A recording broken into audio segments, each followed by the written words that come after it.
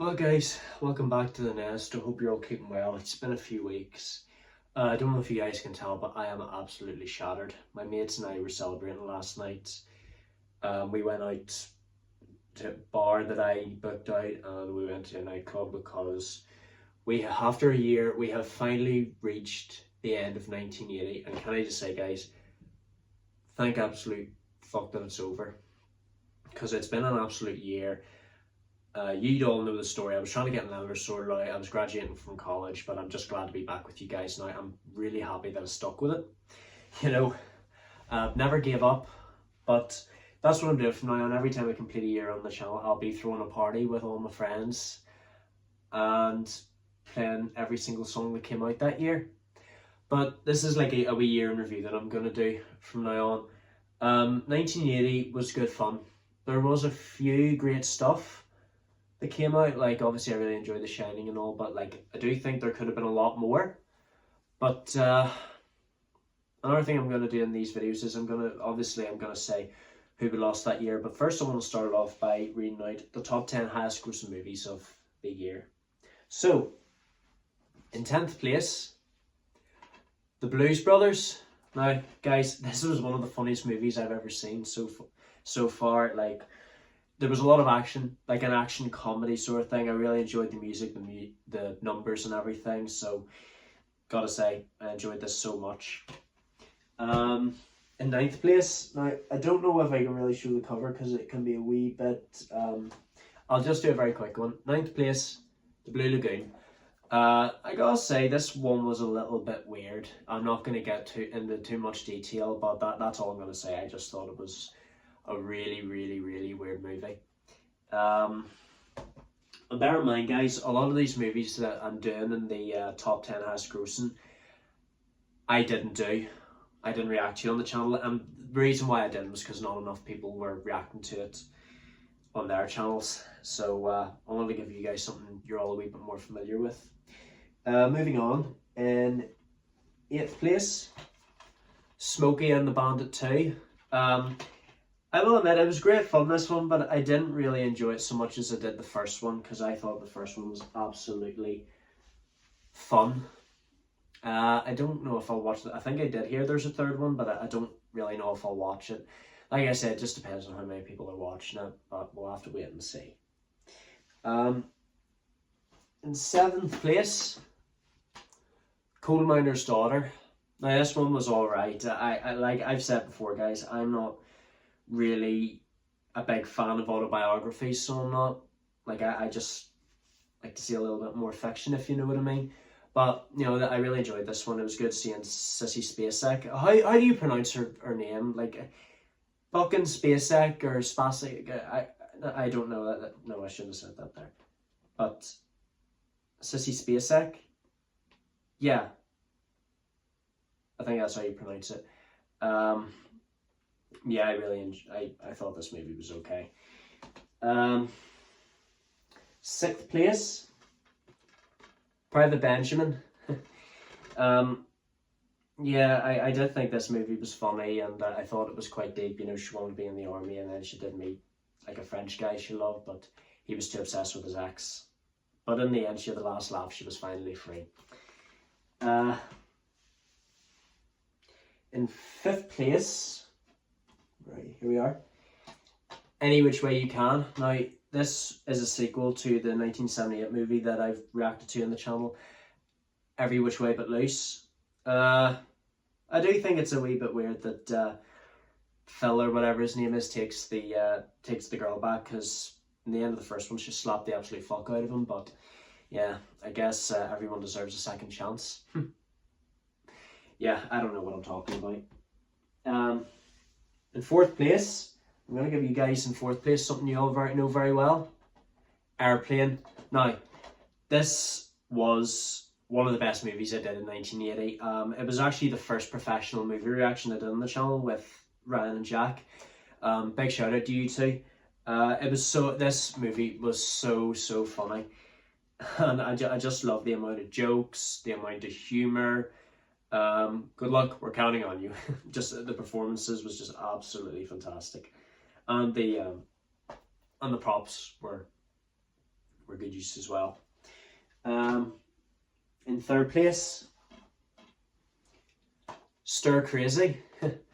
Yeah, this is like a comedy with Gene Wilder and Richard Pryor trying to get out of prison after they were framed for a bank robbery.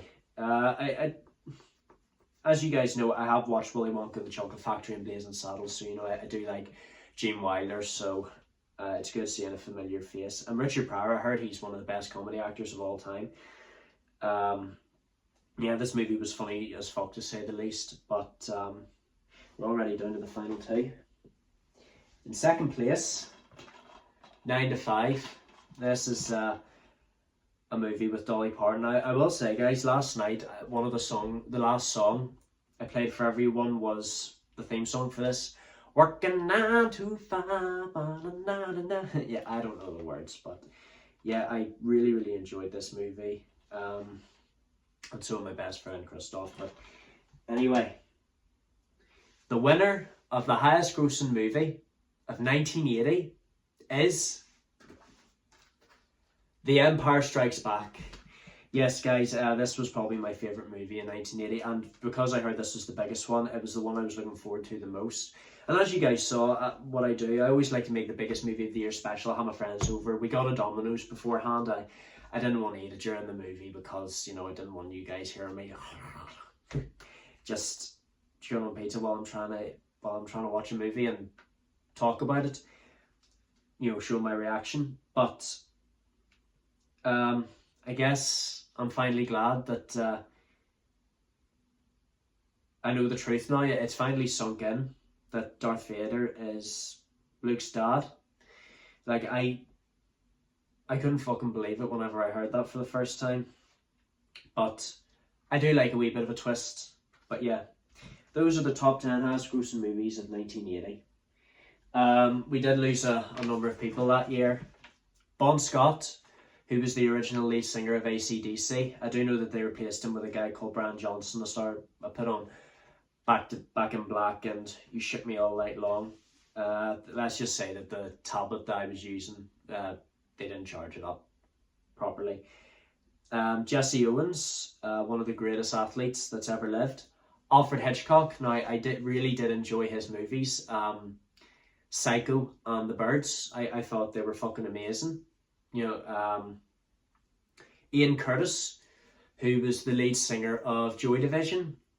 I gotta say that they were an absolute fantastic band, and you know, like, let's just say Ian Curtis has problems, and it was the night before they were meant to do their first ever North American tour, which is very unfortunate, but I don't know.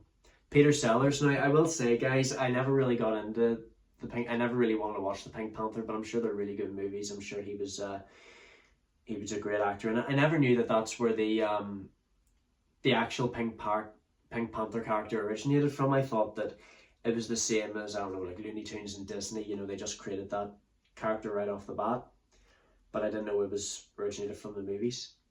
John Bonham, probably the greatest drummer who has ever lived. He was the drummer of Led Zeppelin, and his death is actually what led to Led Zeppelin splitting up, which I think is fair enough. They just didn't want to continue on without him.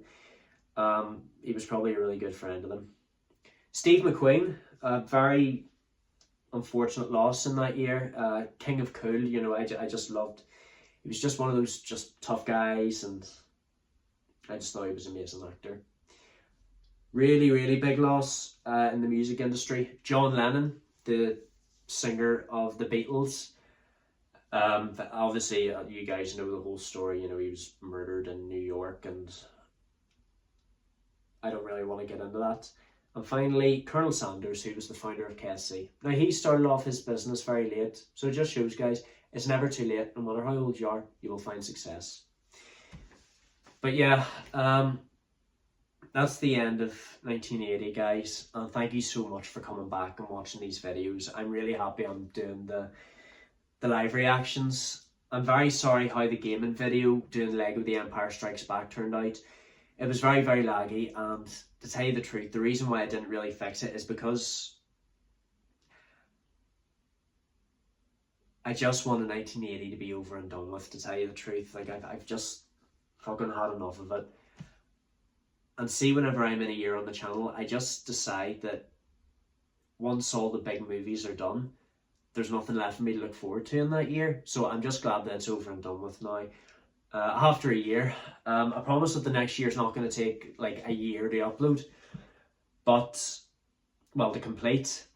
But now that we've finished 1980, we're now on to the next year, 1981. I haven't looked at the set list yet, but these years are always full of surprises. You know, my friends are coming over. They don't even know what they're watching until the lead titles roll in. Obviously, I don't know what these movies are going to be about, but hopefully there's some sequels to some stuff that I'm already familiar with. And hopefully there's some new stuff. You know, hopefully there's a first in a big series that I'm going to do. I don't know, guys. I haven't checked the set list yet. I'm going to get working on that very shortly. But I just want to say thank you all so much for watching. Don't forget to leave a like, comment, subscribe. Let me know what you'd like to see next. Turn on notifications, share with your friends and family. And thank you so much for the support during 1980, guys. It was a good year, but it could have been better. I think it's just because it just took a year to get sorted out. Love you all to death.